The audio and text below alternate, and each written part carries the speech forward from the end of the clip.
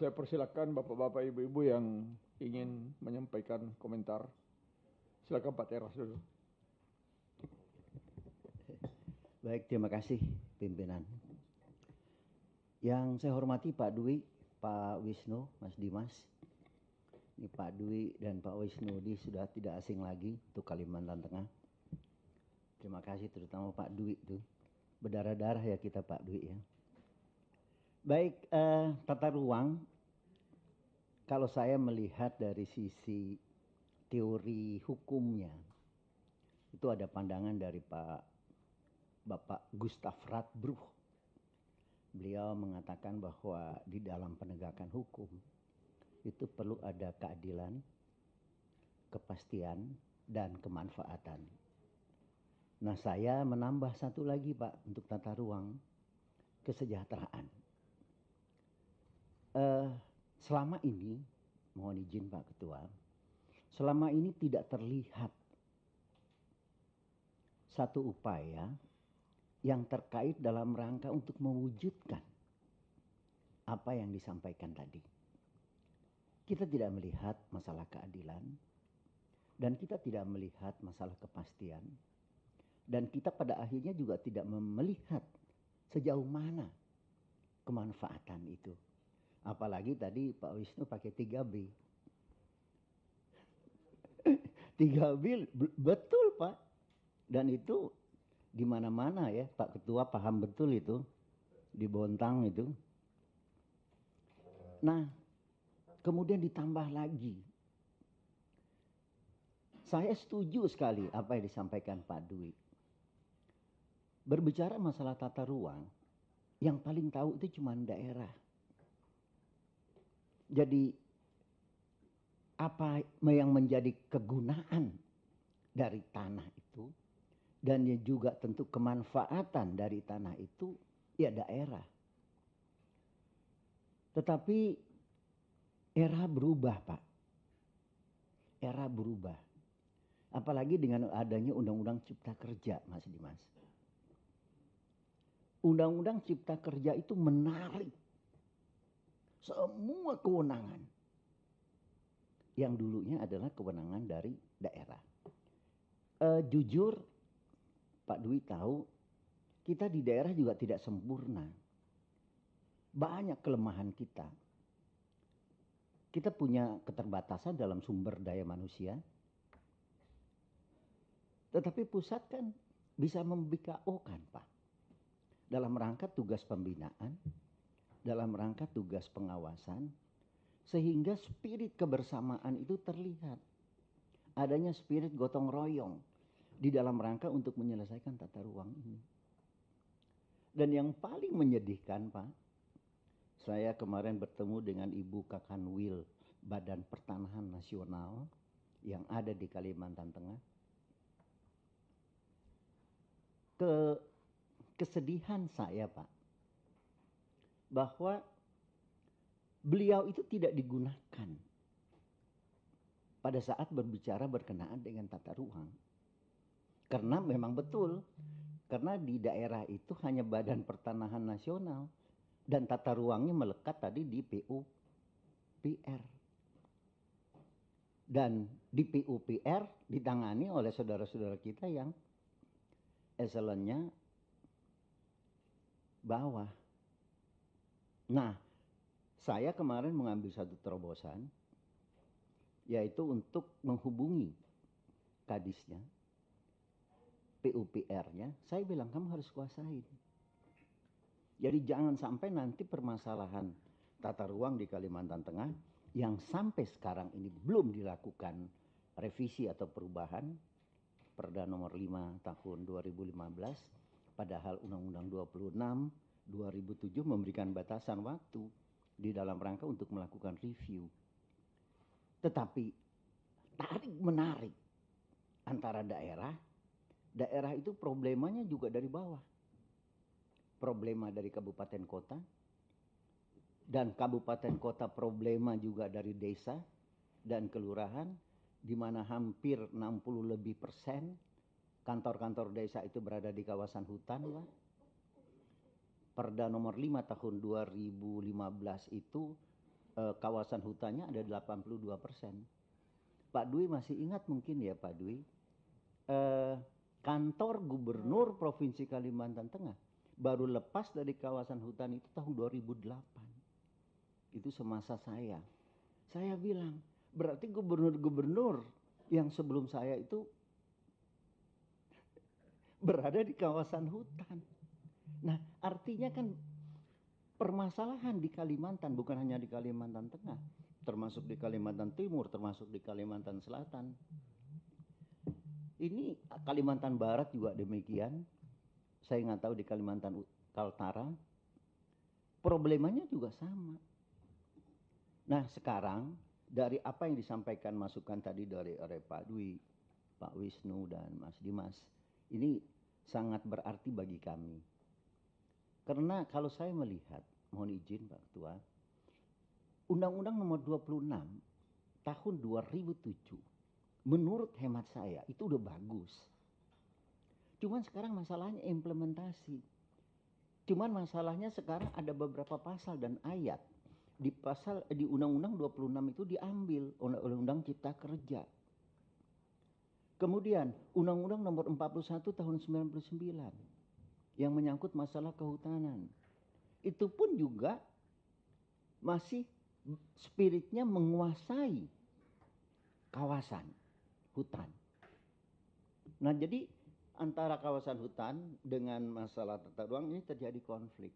Nah, masukan dari bapak-bapak sekalian ini menjadi sesuatu hal yang berharga, Pak Ketua. Dan saya kebetulan di tim tata ruang dan mengharapkan nanti kita mudah komunikasi, Pak, melalui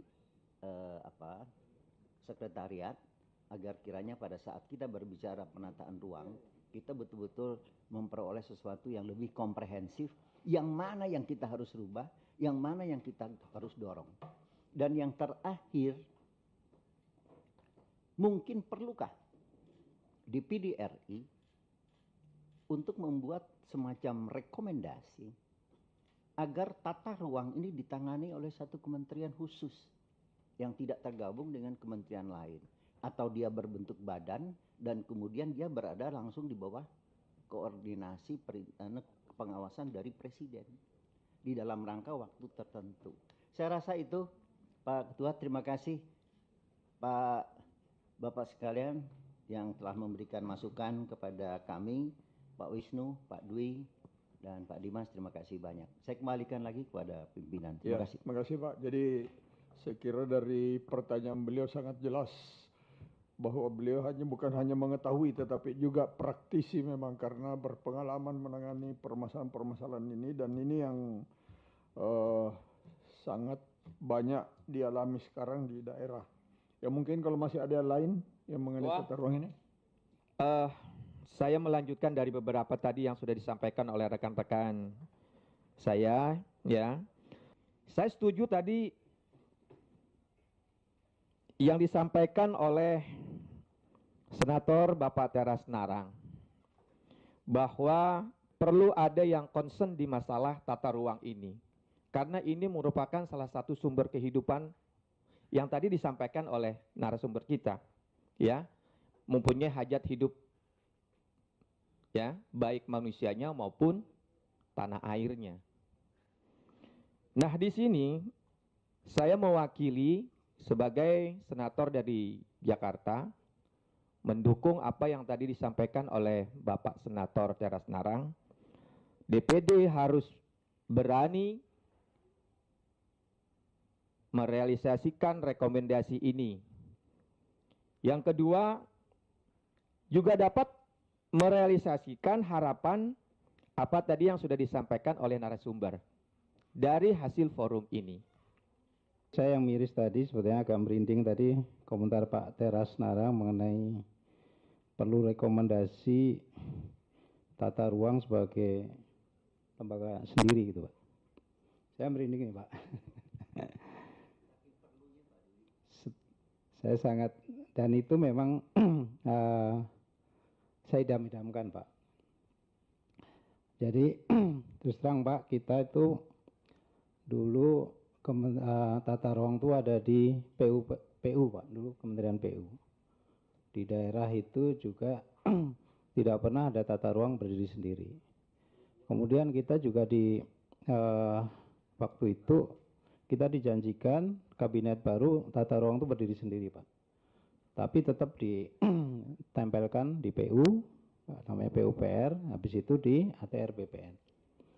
Ini tentunya memang sekarang itu tata ruang di tingkat nasional itu levelnya eselon 1, Pak. Ya. Eselon 1, tapi kita harus mengkoordinasikan semua kementerian, Pak. Jadi waktu kabinet yang lalu Pak Jokowi itu, saya sudah mengidentifikasi Pak, yang mempunyai tusi di tata ruang itu ada 14 kementerian Pak. Waktu itu ya, tapi sekarang saya belum ini Pak, yang tusi baru. Jadi ada yang ngurusin tata ruang hutan, tata ruang laut, udara, pertambangan Pak. Jadi ruang-ruang itu pertanian. Ruang-ruang itu mereka kelola sendiri, rencanakan sendiri, dia kelola sendiri. Ini contohnya pertanian, Pak. Pertanian itu ada, Pak. Namanya LP2B, KP2B. Tapi apakah jalan di lapangan gitu ya? Dia serahkan kepada RT RW, Pak. Kan nggak mungkin kita itu mengecek sawah itu diuruk apa tidak, Pak. Harusnya kan dari kementerian yang bersangkutan. Karena kami merasa sekarang ini ada di Kementerian ATR BPN, misalnya ya di pusat ya, yang tusinya itu bukan untuk mengeksekusi itu. Jadi 1B tadi yang disampaikan dari Pak Ahmad ya, Ahmad tadi, itu karena sekarang kita bekerjanya itu hanya dari tusi, Pak.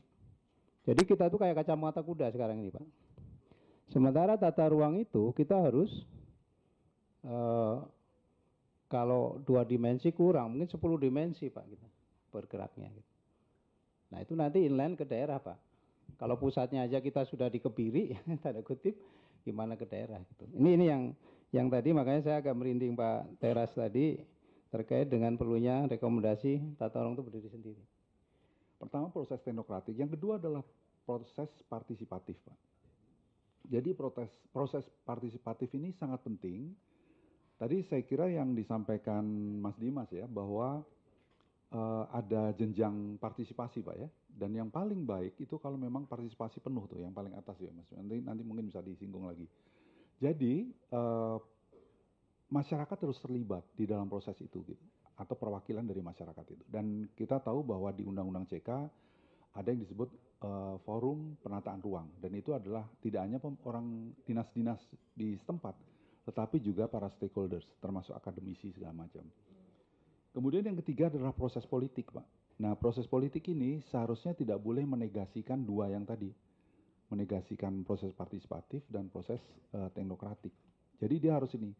Tapi proses politik ini membutuhkan sebuah komitmen, Pak, karena biasanya kepentingan masuk di dalam proses politik ini. Nah, sekarang ini saya kira kami melihat di beberapa daerah, selama melakukan proses partisipatif itu anggota dewan segala macam sudah terlibat. Saya kira ya Pak Dwi ya, kalau di Linsek ya, jadi ada pembahasan di tingkat pusat, itu bukan hanya eksekutif saja yang hadir, tetapi juga legislatifnya dilibatkan. Supaya pengetahuan mengenai perdebatan, mengenai tata ruangnya itu bisa dipahami sejak awal. Sehingga pada saat proses politik itu bisa lebih firm gitu. Memang tadi Pak Dwi, Pak Wisnu juga menyebutkan soal kita itu sebetulnya dalam tata ruang itu sudah melibatkan berbagai stakeholder sebetulnya gitu ya.